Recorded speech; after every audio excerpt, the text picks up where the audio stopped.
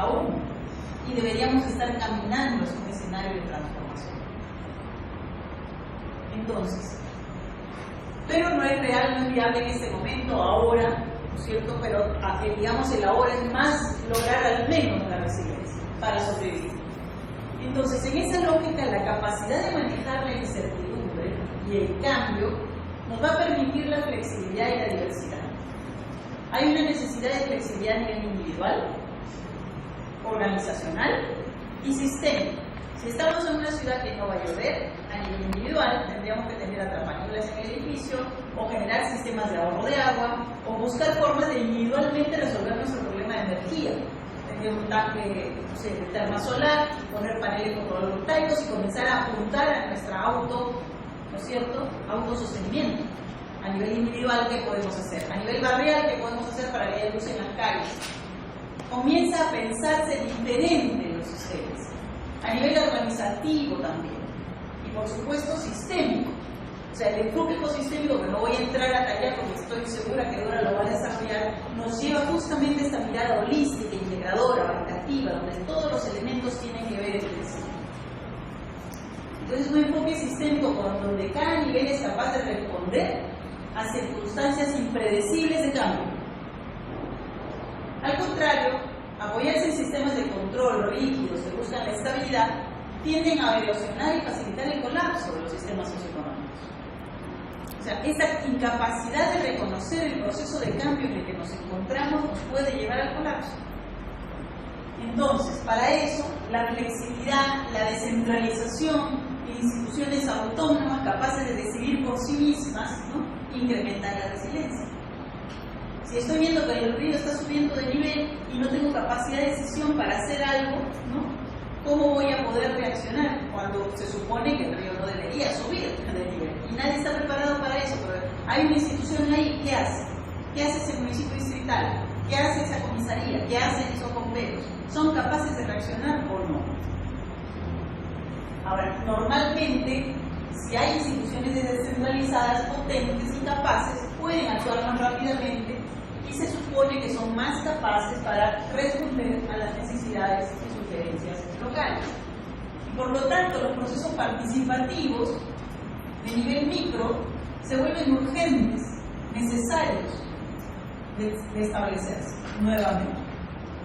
Entonces, en base a esa conceptualización, miremos un poco los discursos y los enfoques de desarrollo que hay, por lo menos acá en Lima. Y cómo podemos construir un conocimiento del territorio participativo más resiliente. Entonces, ¿qué encontramos? Encontramos que para hacer una construcción social del conocimiento del territorio, de la ciudad y de la situación frente al cambio climático, etc., en donde la infraestructura ecológica es nuestro principal aliado, pues necesitamos todos los tipos de conocimiento para que puedan entenderse entre sí y construir acuerdos, que eso es concertar.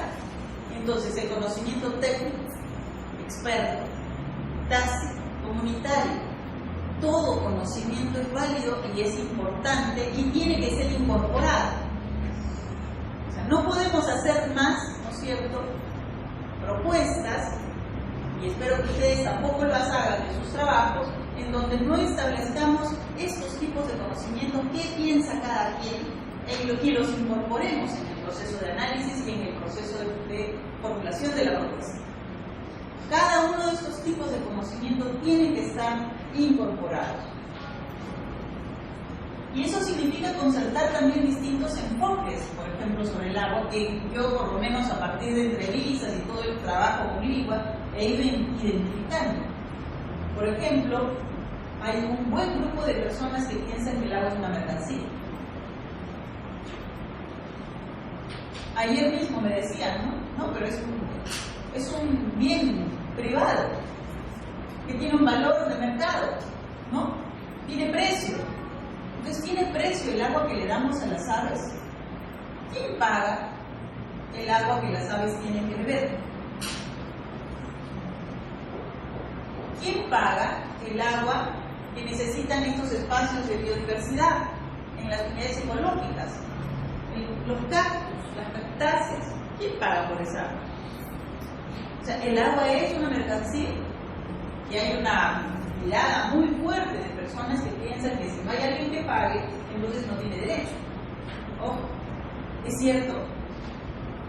Hay otro grupo de personas que piensan que el agua es un derecho humano y es un bien social. O sea, si yo para vivir necesito agua y no tengo dinero para pagarlo, tengo derecho al agua de todas maneras.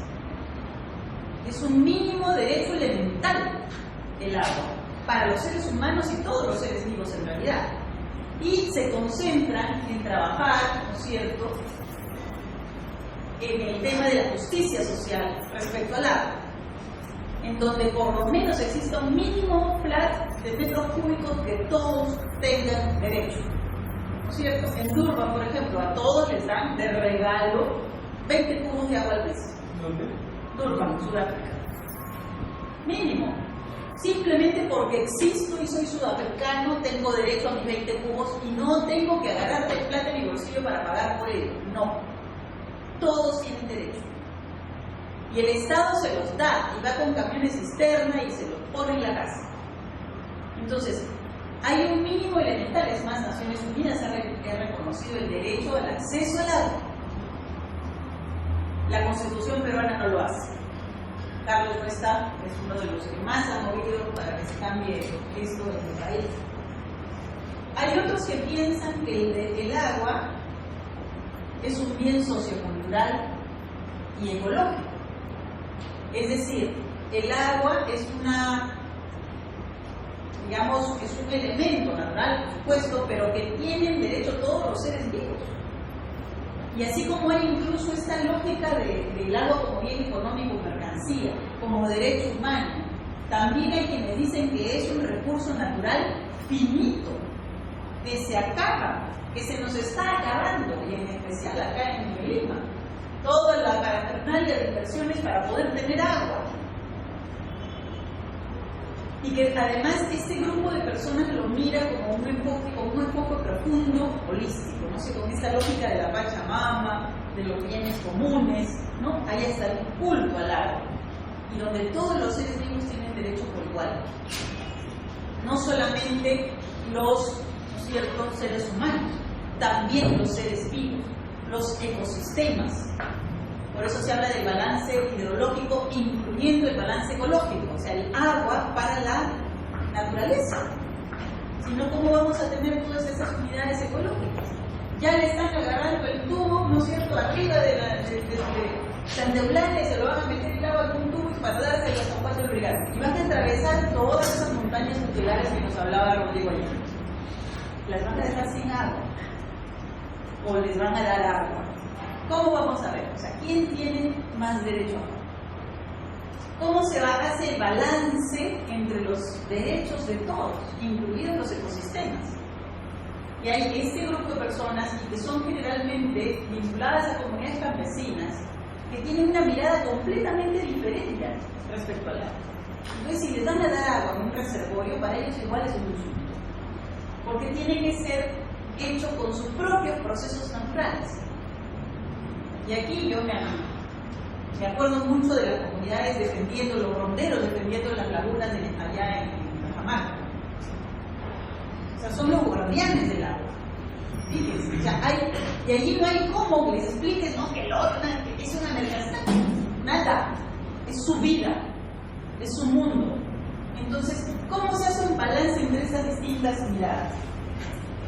Y la última, que es una mirada más sectorial, que llamo yo, pero que también ve el agua como un bien económico, que le encanta meterle el agua con un tubo. ¿No? Más fácil, metemos el agua en un tubo y ya está. Infraestructura, ¿no? Y esto es muy ingenieril, es una lógica ingenieril. Hasta Julio decía, ¿no? Bueno, lo que tenemos que hacer es todo el agua del río Surco, mejor la entubamos y ya está, mejor, resuelto.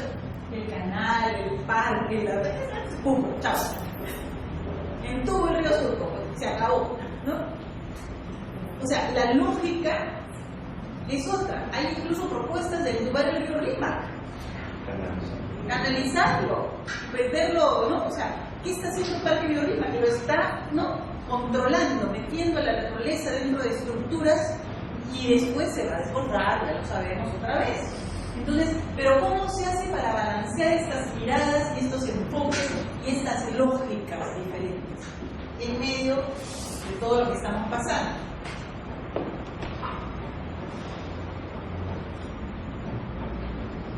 Entonces, en el Perú, hasta donde hemos llegado en el análisis que estamos haciendo, es obvio que tenemos una mirada, además del desarrollo, muy vinculada al crecimiento. Crecer, crecer, crecer, porque si no, morimos. Entonces, todo es crecer, ¿no? Hay un señor Osborne que ha escrito un artículo que me pareció fascinante, que hablaba de prosperous way down, o sea, cómo lograr la prosperidad decreciendo. Porque hay momentos en que tenemos que parar este crecimiento de consumo.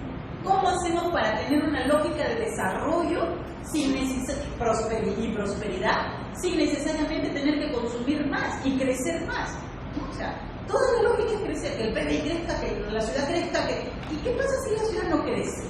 ¿Qué pasa si la tasa de crecimiento decrece?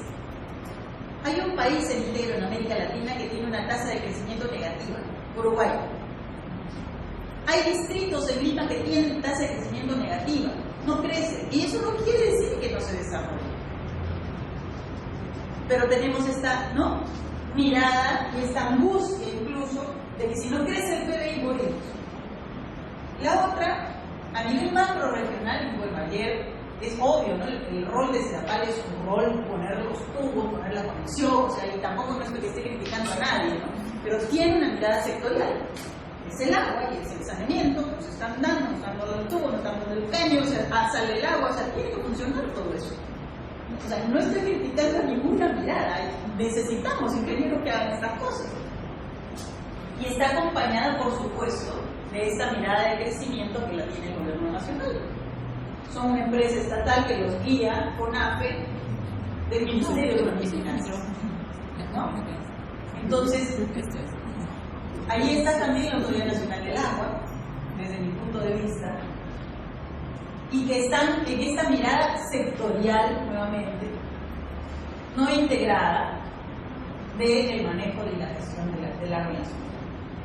En la ciudad de Lima, nuestra mirada, y ustedes han visto, han tenido una presentación de Barromío. Hay una mirada más de pobres, y de trabajo con los pobres, y cómo hago procesos participativos microlocales, y la pobreza urbana. Hay una mirada también de crecimiento, las grandes inversiones y concesiones, ¿no es cierto? ¿Cómo se salvó Susana de la revocatoria? 12 millones de inversión, tantos millones, o sea, hay una mirada de crecimiento. ¿Y quién hacía las negociaciones? Pablo Secara, que resultó ser un pegador. O sea, y del PPC, o sea, hay una alianza ahí clarísima. Pero por otro lado hemos visto a Roberto con la estructura ecológica, ¿no? Y claro, no se aprueba la ordenanza, pero ahí están, en tensión. Tres miradas que por lo menos hemos identificado clarísimas dentro de una misma institución. Y aparte tenemos al INP y el plan que mañana van a ver ustedes lo que nos va a decir. A crecer. Estoy segura. Entonces, ¿qué es lo que vamos a hacer en medio de estas miradas y estos enfoques y estos discursos tan dispersos y diversos? Y a distintas escalas territoriales también. No solo niveles gubernamentales, ¿eh? Una cosa es el nivel gubernamental y otra es la escala territorial. A nivel macro regional, Mantaro, las cuencas, no hay un nivel gubernamental claro. Y a nivel local depende del distrito en el que estén, ¿no? O del barrio en el que estén. Pueden tener una mirada de pro pobre, pueden tener una mirada pro crecimiento, pero muy pocos, casi ninguno tiene una mirada de poner verde. O sea, estamos en una clara minoría en términos de perspectiva para efectos de poner en práctica la infraestructura ecológica. Y habrá que generar esa mayoría, poco a poco. Entonces, ¿es viable? ¿Es viable en el contexto en el que estamos armonizar estas distintas miradas de desarrollo? Porque necesitamos de todos los actores. Necesitamos de todos. Y en cada una de sus localidades, en sus grupos, probablemente van a encontrar unas miradas, todas estas miradas también manifiestas. Entonces tenemos distintos enfoques de gobernanza del agua, hemos visto. Ven el agua como mercancía, ven el agua como un derecho humano, ven el agua como un derecho de la naturaleza o como un sector. y ponerse de acuerdo solo entre los expertos del agua, ahí hay una danza. La ciudad también la ven como una ciudad global, ¿no es cierto? Todo un discurso de la ciudad global. Me llegó un YouTube que me toca Carlos Franco justo, de una empresa chilena, imagina, que está feliz vendiendo departamentos tipo ciudades globales en Tokio y en Nueva York. Ya estamos al nivel de estas ciudades porque vendemos departamentos, estudios de 25 metros cuadrados. ¿No? Imagina, estaba feliz con su YouTube diciendo ya vendí 750, 25 metros cuadrados. Me valió una reunión con Gina Sherpen, directora nacional de vivienda, que estoy corriendo, y dije, ¿qué pasó? El reglamento dice por lo menos 45. ¿Cómo es que se están vendiendo viviendas de 25? No puede ser. Mira el video. Oh, ¿cómo? Y me lo ha mandado desde el ministerio. O sea, hay pues, ¿no?, informalidades por todos lados. Pero lo cierto es de que hay ese discurso de ciudad global. También hay un discurso de la ciudad popular. Y que miren la ciudad popular y no salen de ella y sacarlos para que vean toda la ciudad, no es fácil. Miran su barrio, su movilización social, ¿no? Y hay todo un discurso y un grupo de gente que está, incluso hay libros, ¿no?, en la ciudad popular. No, que la otra ciudad, ellos tienen plata, que se las arreglen solos. Ni siquiera la quieren mirar para no integrar a las versiones, no se puede hacer eso. Y otros que están mirando la ciudad como verde, pero no conversan tampoco con los demás. O sea, está mal. Tenemos que conversar con todos, inclusive con Imaquena, y explicarle, oye, no te pases, 25 está mal, puede ser más, oye, más verde, ¿cómo haces para poner tantos metros cuadrados de área verde por persona? O sea, tenemos que conciliar y armonizar estas miradas para lograr, digamos, la oferta de una ciudad más sostenible en Lima, ¿no es cierto? Y por supuesto también hay una mirada sectorial en la ciudad, la ciudad inteligente. La ciudad se va a movilizar con semáforos inteligentes, con todas las fotografías, controlando la seguridad por todas partes en un sistema, ¿no es cierto? Con todo funcionando hasta con sistemas de sensores en los contenedores de basura para que cuando se llenen me avise y yo voy con bicicletas que toman fotos. O sea, no, está bien. O sea, nadie va a criticar eso, ¿no es cierto? Yo estoy criticando, por favor, pero hay personas que piensan que ahí está toda la solución. Y lo que estoy postulando aquí es que cada uno tiene un pedacito de la solución. Y tenemos que ponernos de acuerdo para construir una propuesta integradora. Entonces, ¿cuál es la forma urbana? También detrás de esto hay todo un discurso sobre cuál es la forma urbana. Por ahí ya la paramos. Y esto nuevamente está conectado con enfoques de desarrollo, pro crecimiento, pro pobre, pro vida, ¿no es cierto?, o pro inversión biosectorial. ¿Y es viable? ¿Es viable armonizar estas miradas y estos enfoques en un mismo territorio? ¿Es viable hacer de Lima una ciudad residente, sostenible, sin fragmentación ni exclusión, con estas miradas tan diversas y que a veces se encuentran entre sí y están constantemente en tensión y no conversan? ¿Cómo empezamos? En realidad el ejercicio que les hemos pedido a la hora de plantearse una estrategia es cómo resolver este dilema, porque plantear una infraestructura ecológica para Lima tiene que ser viable para todas estas ciudades.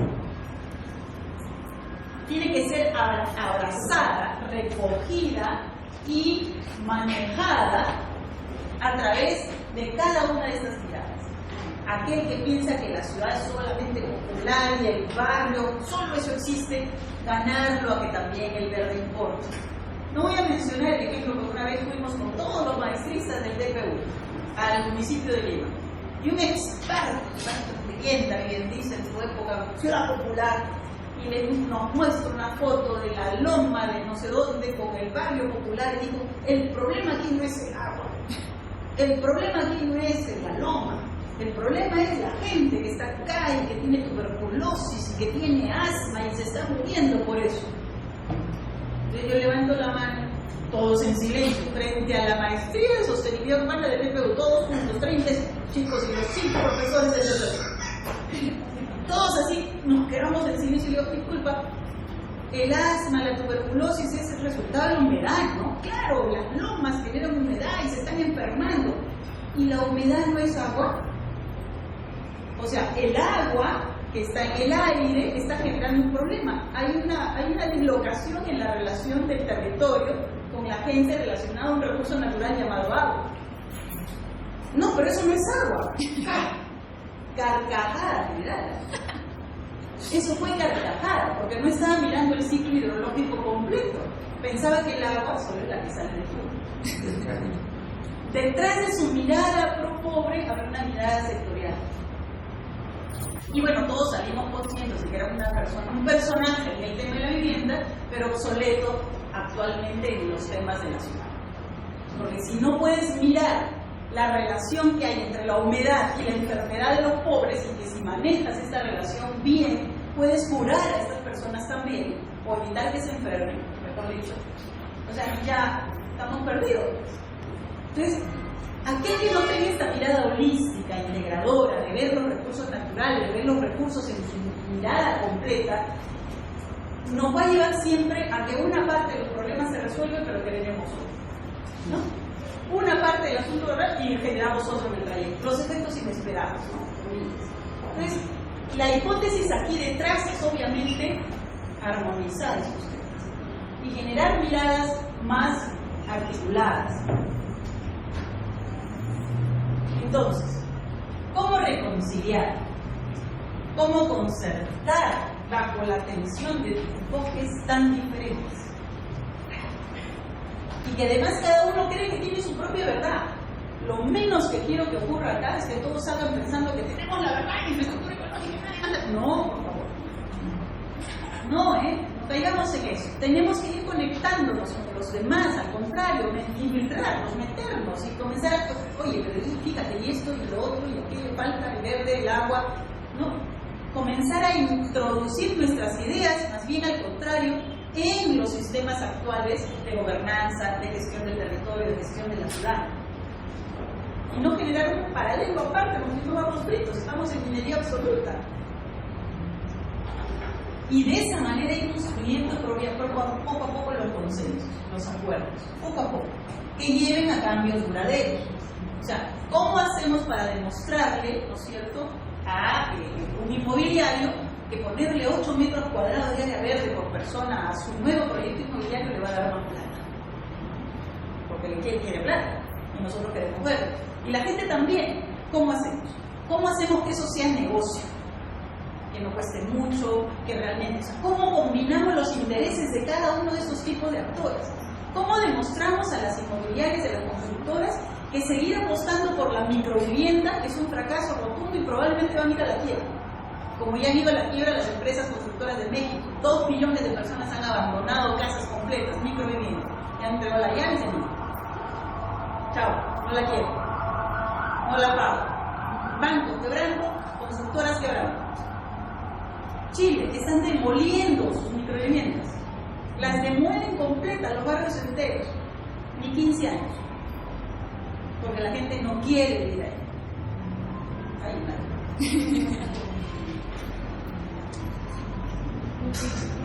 Entonces, en estos casos lo que hay que hacer es demostrar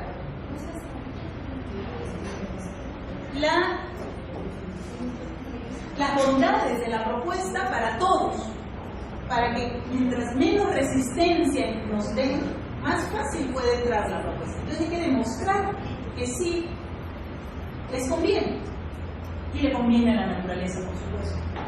Entonces, desde nuestro punto de vista, el territorio urbano, el espacio territorial, es el espacio de la integración. Es donde se confluyen todas las miradas y donde todos vivimos. Estamos metidos en una misma ciudad y donde tenemos que convivir en armonía. Y para eso tenemos que tener calidad ambiental, ¿no es cierto? El aire tiene que estar limpio, el agua debe estar limpio, saneamiento ambiental, ¿no es cierto? Tenemos que tener naturaleza dentro de la ciudad. La naturaleza nos da confort, nos relaja. ¿A quién no le gusta vivir frente a un parque? ¿A quién no le gusta vivir frente al mar? El espacio nos relaja. ¿A quién no le gusta caminar por un bulevar con lleno de árboles y los pajaritos? ¿Cierto? A todos nos encanta. ¿A dónde nos vamos a divertir? A un parque. ¿Dónde somos más felices? ¿Bajo techo o en el aire libre? Bueno, no, ya eso es patológico. Pero ¿dónde somos más felices? Con nuestras familias, con nuestros amigos, cuando queremos divertirnos al margen de la discoteca. O sea, ¿dónde? En la naturaleza. Nos vamos a caminar a un bosque, nos vamos a caminar por las montañas. Hay gente fanática que se va y se trepa por las lomas y no hay quien los pare. Aquí Andrés ya se ha roto la pierna 2 veces, creo. Trepando. O sea, el tema es ese contacto, caminar incluso sin zapatos por la arena. ¿Acaso no nos gusta? El verano la pasamos regio. Y a mí me encanta la playa. A todos nos gusta. Y esos espacios no los valoramos a la hora de nuestros espacios de vida. ¿Y qué hacemos? Ponemos metros cuadrados construidos, metemos cemento. A los arquitectos, por el amor de Dios.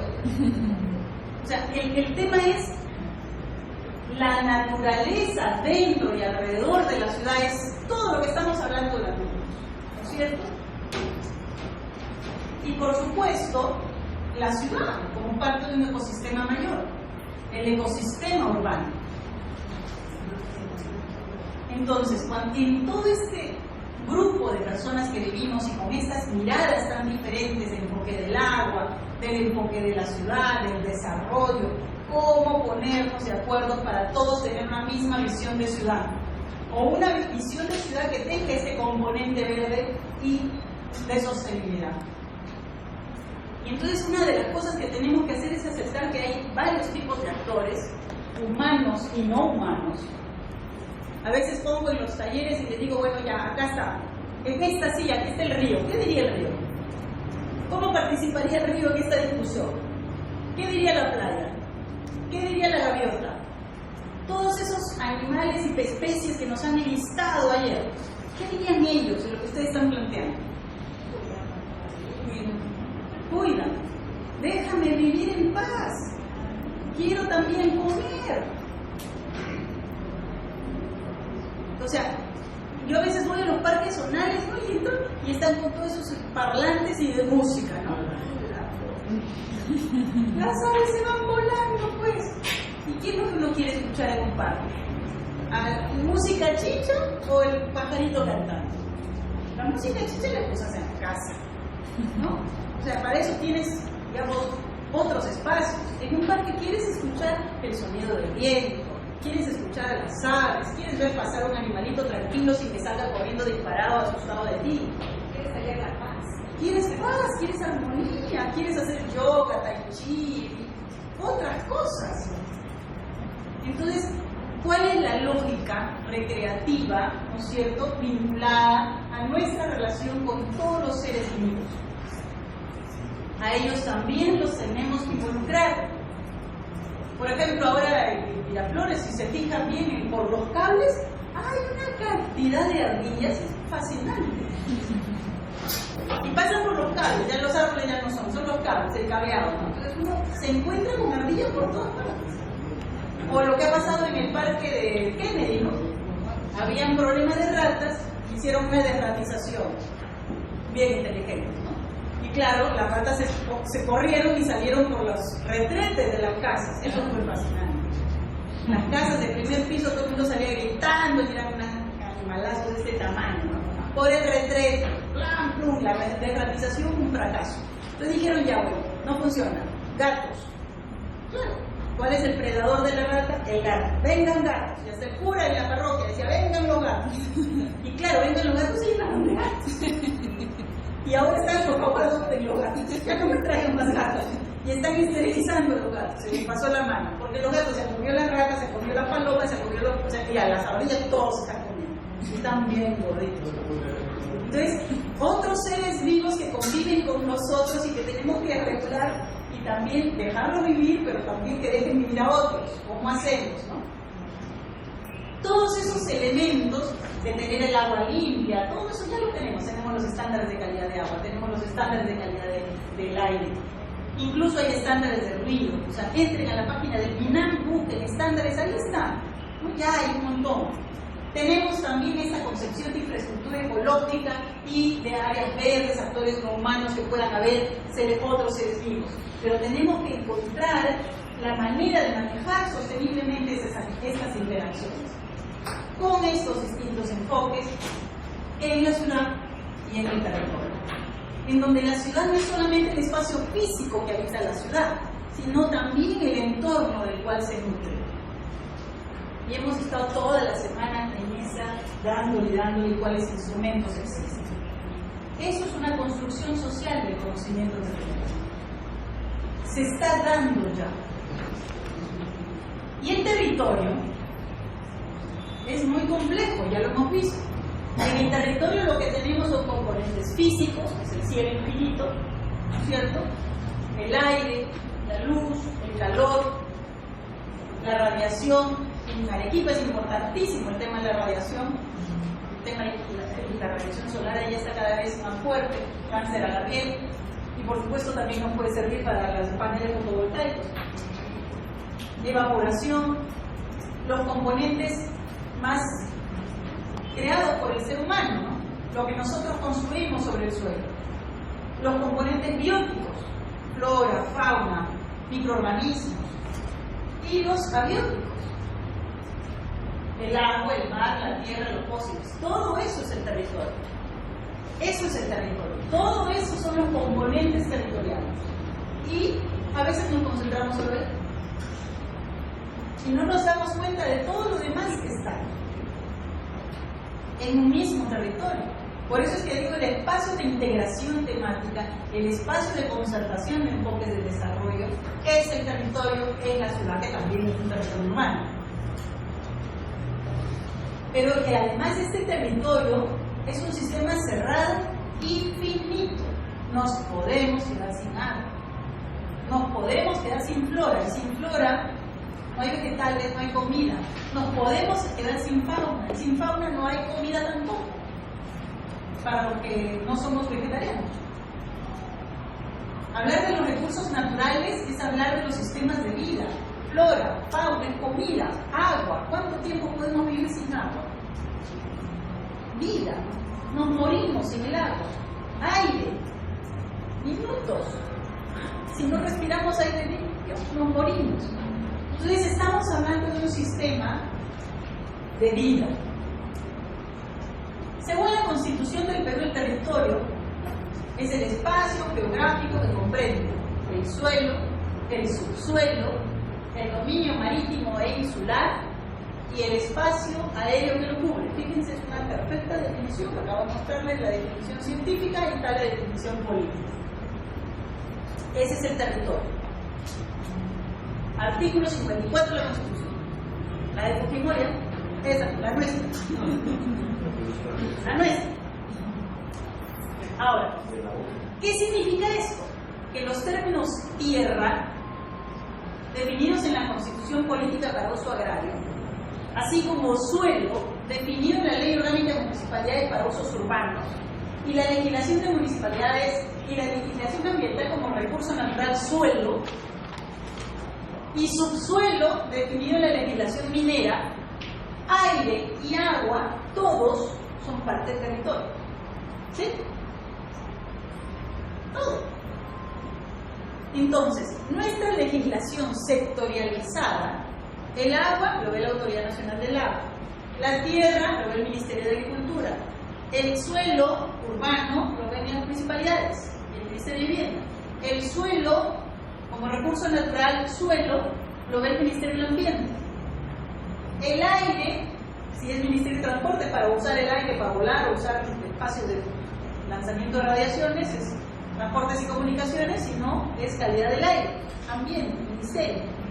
Y el agua, nuevamente. Entonces, cada uno de estos tiene una mirada sectorial. Está pensado y estructurado el gobierno para trabajar cada uno de estos espacios en forma sectorial. Pero todos estos son componentes de un solo espacio geográfico llamado territorio. Entonces, ¿dónde es que se da la integración y la articulación de estos temas sectoriales? En el territorio. Ahora, dentro del territorio están las ciudades. Y el espacio urbano tiene una dimensión natural, tiene una dimensión histórica, ¿no es cierto? Tiene dimensiones físicas y materiales, tecnología, todo lo que hemos hablado, y hay recursos sociales y culturales. Hay patrimonio histórico, hay sociedades, son grupos humanos que interactúan entre personas y sectores públicos, privados, empresas, universidades, etc. Y hay desarrollo de tecnología, porque es un territorio construido, transformado por nosotros, creado por nosotros, no es natural, ¿no es cierto? Nosotros lo creamos. Y allí entonces en esa tecnología tenemos que ver el balance de energía, el balance de los recursos hídricos, el ciclo de vida de los materiales, la calidad del aire, los materiales limpios, todos estos procesos de construcción sostenible que hay ya montones de gente que estamos trabajando. Y entonces, el espacio de integración también se da en la ciudad, es una integración social, económica y ambiental. Y entonces el concepto de desarrollo sostenible se expande. Fíjense. Es decir, preservar los recursos existentes a la vez que se estructura y se regula el crecimiento y la inversión. Porque estamos transformando el territorio con inversión. Por lo tanto, la sostenibilidad no solo apunta a proteger el derecho de las siguientes generaciones, pero también requiere inversiones para las siguientes generaciones. No vamos a negar el hecho de que necesitamos una vivienda, y es un derecho humano tener una vivienda, y es un derecho humano tener agua, y el agua se la tenemos que dar con un tubo, sí, y una casa que se construye, y eso necesita una inversión, sí. Entonces, crear el patrimonio del futuro es parte de la sostenibilidad en la ciudad. Y a veces esto se piensa como que, uy, no. O sea, yo me acuerdo mucho, hace varios años atrás se formó una red nacional de ambientalistas. Y yo parecía, ¿y ustedes quieren un foro Ciudades para la Vida? Eran pues conservacionistas, biólogos, o sea, ¿qué haces tú acá? Nos dijeron eso. ¿Ustedes qué hacen acá? Ustedes son el enemigo. ¿Qué? ¿Por qué? Es que las ciudades son los destructores de todo. Momento, digo, ¿y dónde vives tú? Ah, no, yo vivo acá en Maracaná. Ay, vives en una ciudad. Todos vivimos en una ciudad. Casi todos en Perú, 78%. Entonces había una concepción de que el ambientalismo era solamente proteger pues, las especies en extinción, la mariposita, los delfines, nada más. Y nosotros, y nuestro patrimonio del futuro, ¿cómo hacemos para crearlo de forma limpia y sostenible también? Y bueno, ha costado mucho trabajo para que dentro del mundo los ambientalistas acepten esta percepción. Y aún así. Y entonces, en medio de eso, hablar de integración de políticas, difícil, ¿no es cierto? No hay una política de suelo en el país, menos integrada una política del agua. El territorio está ocupado de forma, ya hemos visto, un poco extraña. Estamos viviendo casi todos, ¿no es cierto?, en la costa, desde Tumbes hasta Tacna, en donde hay solo 1,5 o menos de 2% de recursos de agua. O sea, el problema del agua en el territorio nacional es evidente, y Lima todavía más. Y la, digamos, capacidad de hacer esta articulación no se la podemos reclamar al Ejecutivo Nacional. El Gobierno Nacional le corresponde ser sectorial. A quien le corresponde hacer esta integración es al Gobierno Regional o local. Ley de municipalidades, ley de gobiernos regionales. Y aquí se hace una pregunta. ¿Estructuran y concertan políticas e intervenciones sectoriales en su territorio los gobiernos regionales y locales? Esa es su competencia. Y lo más interesante es que muchas veces están en reuniones, asambleas de gobiernos regionales, el AMBE, las asociaciones municipalidades, y ellos se quejan de que no se da la integración. Y yo digo, discúlpeme, señor alcalde, pero esa es su competencia de usted. No le puede pedir al Ministerio de Vivienda, ni de Transportes, ni de Agricultura que ellos lo hagan. Usted tiene que hacerlo. Y su instrumento es Plan de Desarrollo Concertado, Plan de Ordenamiento Territorial, Plan de Desarrollo. ¿Dónde están? No lo tienen. Pero se quejan. Y no tienen el equipo para hacerlo tampoco. Yo antes decía, también reclamaba, y después me puse a ver, pero ¿qué hacen los alcaldes? ¿Qué hacen los presidentes regionales para eso? Entonces, el territorio, la ciudad y lo local como espacio de conservación y de integración es básico. Y para eso hay instrumentos. Para armonizar la gestión del flujo urbano, de las cuencas, del agua y del riesgo, hay instrumentos en la ley que todavía no se están aplicando. Entonces, este enfoque metodológicamente en términos de integración, sumado a los escenarios climáticos, porque el futuro ya es incierto y no sabemos qué nos puede pasar, se vuelve todavía más retador. Casi no tenemos un sistema de planificación. ¿Cómo vamos a hacer? Entonces, una apuesta de integración es obviamente empezar por la cuenca. De ahí va a estar Felicis de Andrés. La mirada de cuenca es la base, la unidad de inicio, que nos lleva a la región, porque las cuencas siempre son más allá y más grandes que las regiones, ¿no es cierto? También en la cuenca del Mantaro, empiezan los entonces, se va hasta nosotros, y está conectada con nosotros. Pero acá hay 2 o 3 regiones. Sí, o sea, la unidad política administrativa del gobierno regional se queda más chica que la de la cuenca. ¿Cómo hacemos para mirar la cuenca? Y miren la presentación que tuvimos ayer de Sedapal, nos estaban mostrando cuencas, varias, incluso intercuencas. ¿Cómo vemos la gestión ambiental en estos territorios? A múltiples niveles, nacional, regional, local, provincial o distrital. Y esa es la coordinación vertical que llamamos. Tienen que darse elementos que nos permitan hacer esta coordinación vertical. Territorial, de macro escala a una escala menor. Y viceversa. Y luego, analizar las vulnerabilidades, entrar vía la vulnerabilidad. Hay vulnerabilidad de pobreza, política, digamos, socioeconómica, vulnerabilidad física. Analizar en qué nivel de vulnerabilidad se encuentran los espacios socioecológicos. Ver el riesgo climático que los escenarios nos están planteando y analizar nuestra gobernanza del agua. Porque evidentemente nuestra mayor vulnerabilidad en el país, por lo menos para el 78% de la población que vive en la costa, es el agua. Por los escenarios que nos planteó Cristian, que son más o menos los mismos para toda la costa peruana.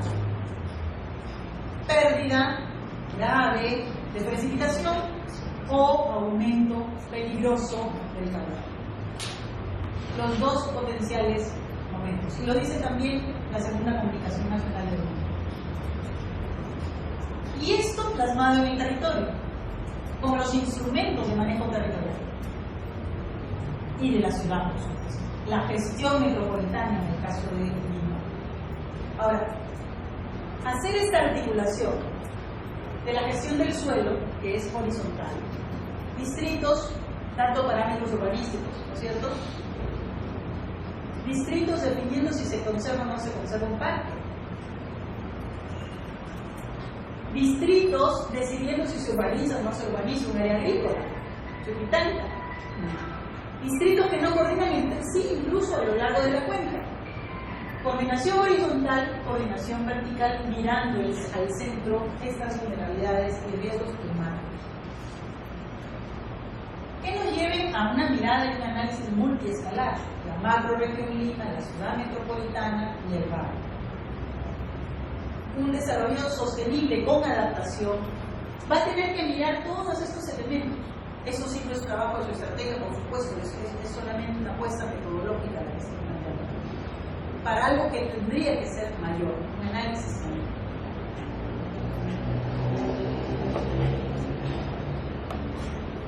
¿Y con qué instrumentos podríamos trabajar?